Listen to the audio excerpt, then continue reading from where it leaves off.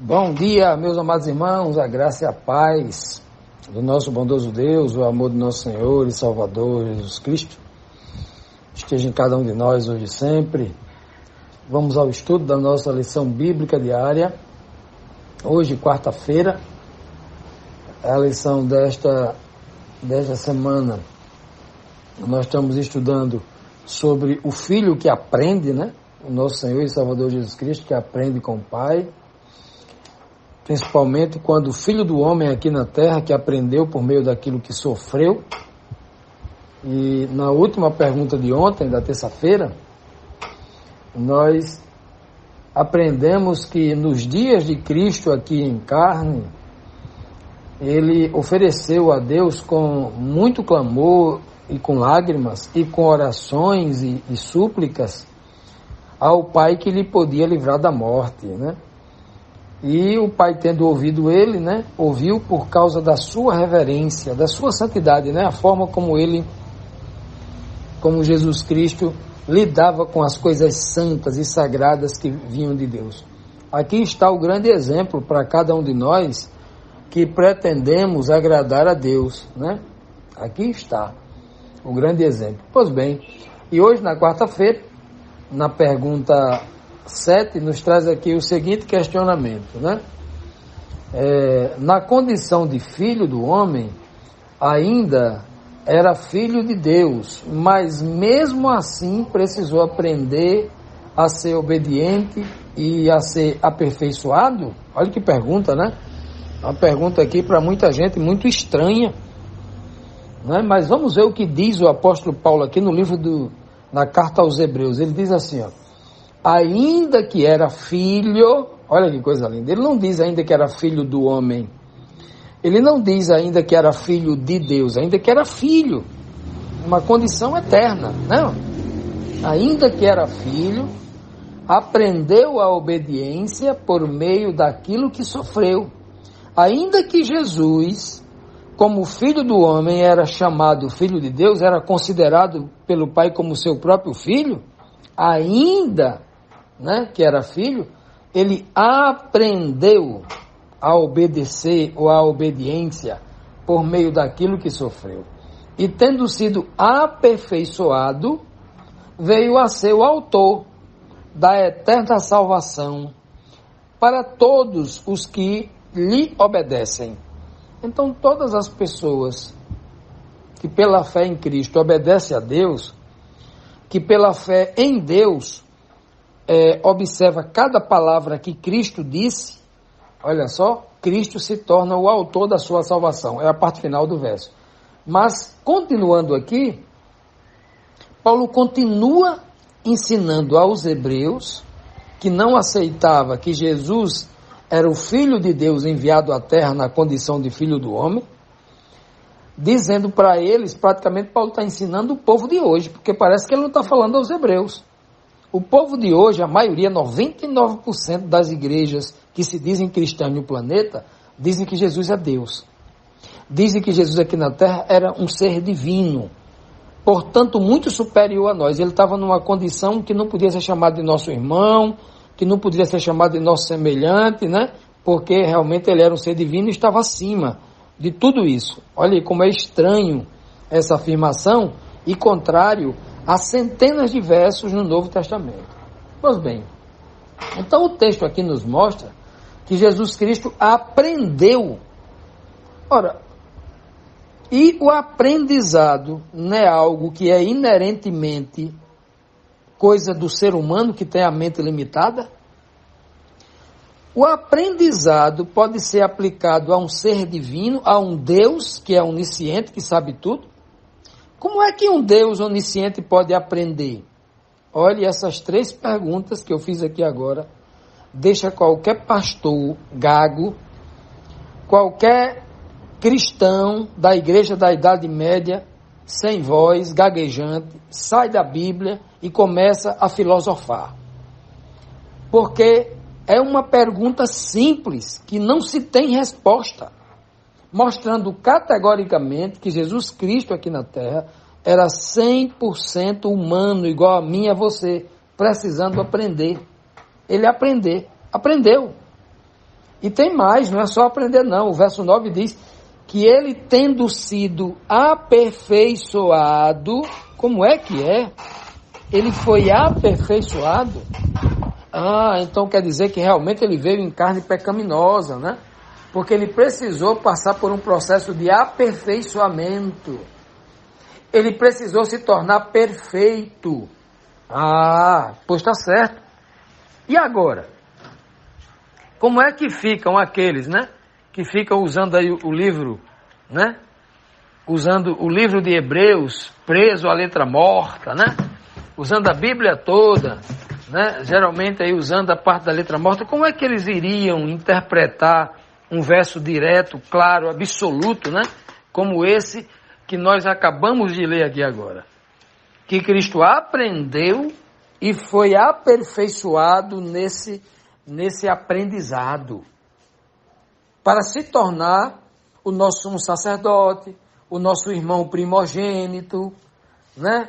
E autor da nossa salvação. O autor da nossa salvação não é um Deus, como diz o mito católico da Idade Média. Você só pode ser salvo por um Deus. Não é isso que a Bíblia ensina, não. O autor da nossa salvação é alguém que precisou aprender e que precisou de aperfeiçoamento. É isso que a Bíblia diz. Essa informação no seu óbvio sentido, para qualquer pessoa entender de forma clara e objetiva como é o Santo Evangelho. Aqui não cabe a vã filosofia que alguns usam, usando sinônimos contraditórios, né? Para criar histórias da carochinha, fábulas vãs. Não, o texto é direto. O que significa que Cristo foi aperfeiçoado? O que significa dizer, né? Textos direto, claro. Nenhum ser divino precisa ser aperfeiçoado, já é divino. Ora, basta estudar a etimologia da palavra divino. Divino está acima. E um Deus, na nossa língua portuguesa, aí é que é absoluto. Um Deus na língua portuguesa, ele é imortal, ele é onipotente, ele é onisciente quer dizer o único que tem toda a ciência na mente, sabe de tudo. Sabe do futuro, sabe das coisas que nem aconteceu, o pensamento nem vem na minha mente, ele já sabe tudo. Isso é um ser onisciente. E oni quer dizer único. Se Jesus Cristo fosse onisciente, o Pai não era. Não é? Se existe 3 pessoas oniscientes, ou 2 pessoas, se fosse 3 pessoas oniscientes, não era onisciente, era trisciente. Não é mesmo? Se fossem 2 pessoas oniscientes, Pai e Filho, não se falava onisciente. Se falava bisciente. Não existe trisciente, bisciente, existe onisciente. Isso é somente o Pai que tem. O próprio Filho precisa aprender. O Pai vem ensinando o Filho desde sempre. O próprio Filho, Jesus Cristo vai dizer no capítulo 5 de João, verso 19, referindo-se desde o princípio lá, mostrando, diz que o Filho não pode fazer nada de si mesmo, ele só vê aquilo que o pai fazer e ele faz igual. E quando é que o Cristo esteve com o Pai? Com Deus o Pai? Só lá no princípio, fazendo as coisas. O Pai fazendo e ele aprendendo. Do jeito que meu Pai faz, né, eu faço. É por isso que ele diz, assim como meu Pai me enviou ao mundo, eu também envio a vós. A sua lembrança de quando, ainda na condição divina, o Pai lhe envia a esse mundo, lhe dá a missão do que ele tem que fazer. E ele agora, copiando do jeito que o Pai fez com ele, ao enviar no mundo, ele agora vai enviar os seus discípulos ao mundo da mesma forma. Porque Cristo só faz aquilo que aprende com o Pai. Tudo que o Pai faz, ele copia igual e faz, nos ensinando a cada um de nós que a gente não deve fazer nada diferente de Cristo. Tudo que Cristo faz, a gente deve fazer igualmente. Esse é o exemplo.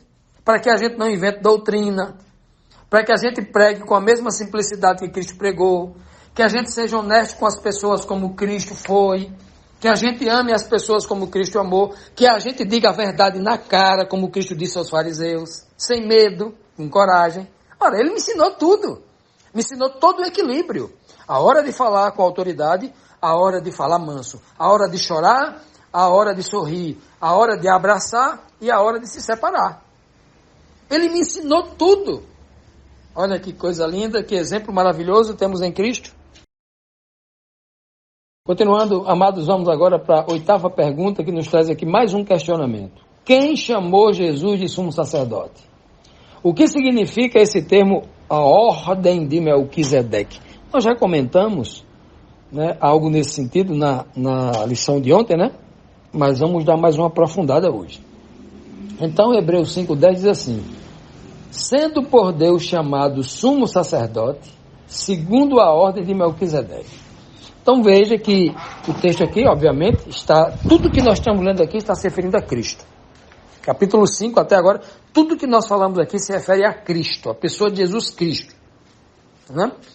Então, Jesus Cristo, ele foi chamado por Deus de sumo sacerdote.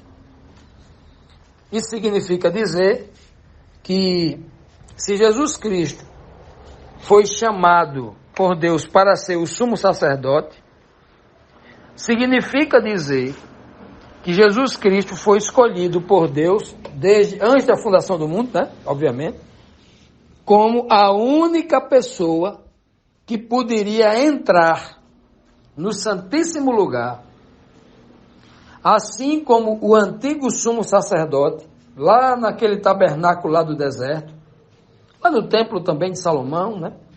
Ele, o sumo sacerdote, um ser humano como os outros comuns, os outros seres humanos, ele entrava no Santíssimo Lugar para interceder pelos seus próprios irmãos que estavam lá fora, né? Não era um anjo que entrava no Santíssimo para falar em prol dos seres humanos, não. Era um homem, inclusive o Arão, né? O Arão, um ser humano lá, irmão de Moisés, né? Inclusive cometeu ali alguns erros graves ali e tal, e o Senhor o perdoou. Era Arão, o sumo sacerdote, que entrava no Santíssimo, né? Era Arão que entrava.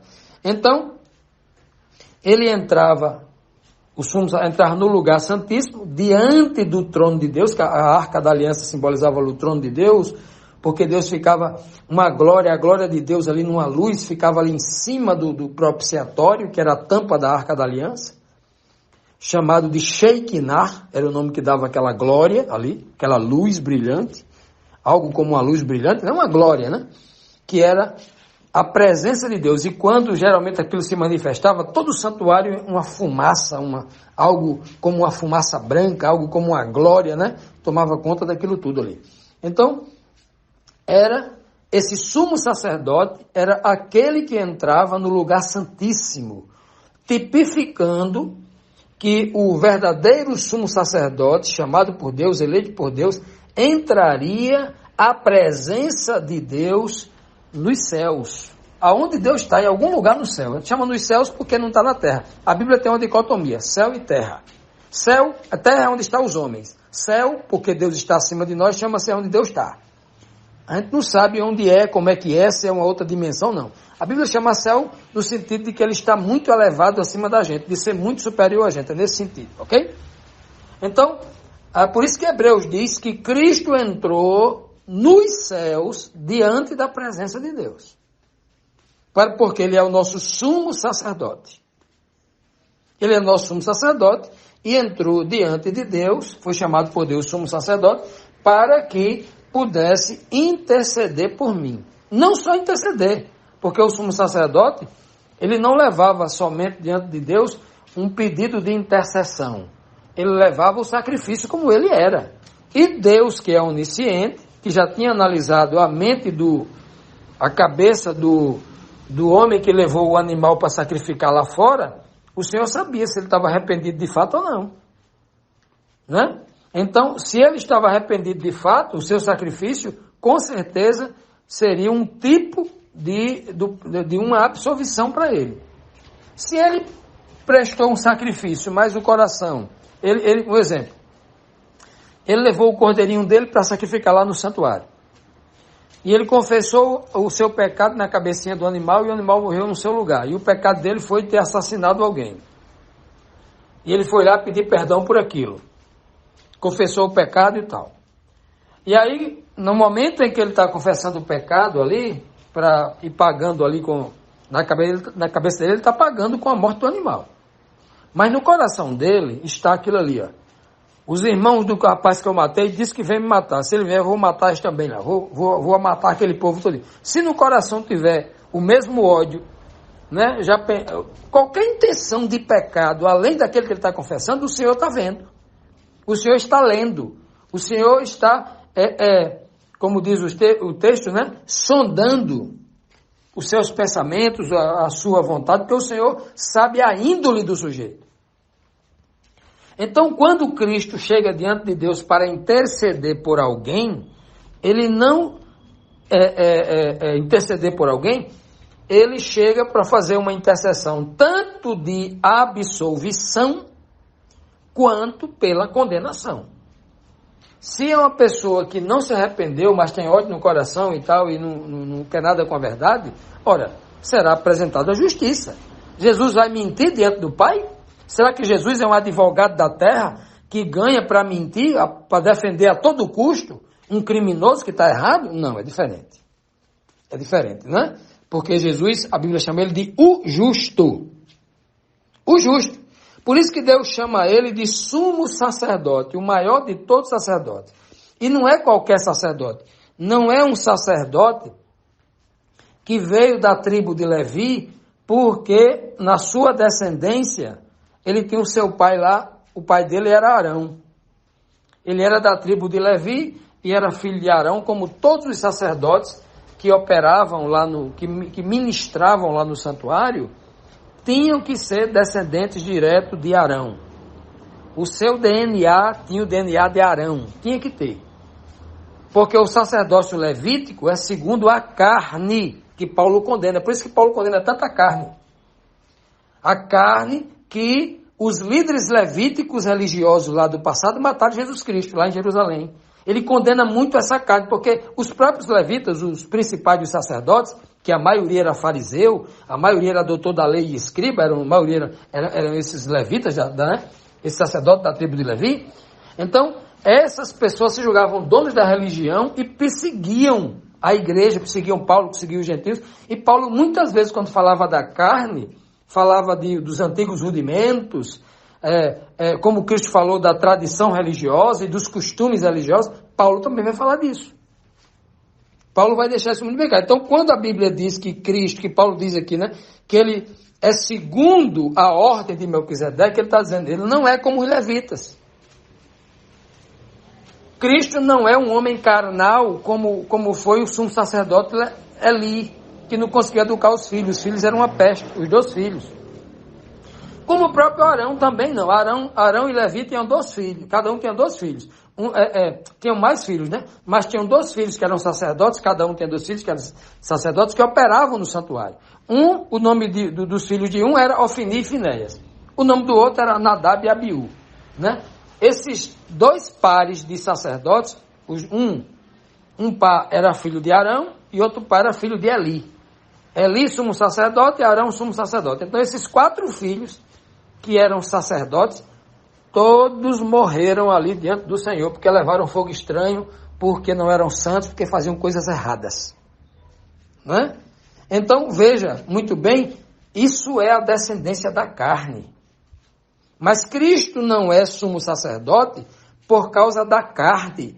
ele é um sumo sacerdote mediante o Espírito. A ordem de Melquisedeque é uma referência, é uma tipologia àquele que é escolhido pelo próprio Deus, porque depois que Deus sonda a sua mente, sonda a sua índole, né, o Senhor unge com seu Espírito e aquele homem se torna um verdadeiro sacerdote. O que tem de pastor hoje nas igrejas, que são pastores segundo a carne, porque o seu pai era pastor, mas não passa de um sujeito complicado, fazendo coisas erradas, cometendo absurdos, porque a obra de Deus não é segundo a carne, é segundo o Espírito. Um homem, para fazer a obra de Deus, ele tem que ser escolhido por Deus. Não importa de onde ele vem, de uma família pobre, rica, preta, branca, gorda, magra, do Ocidente, do Oriente, do Sul, do Norte, não importa. Ele tem que ser escolhido por Deus e ungido por Deus. Essa é segundo a ordem de Melquisedeque, essa ordem espiritual que é contra a ordem carnal.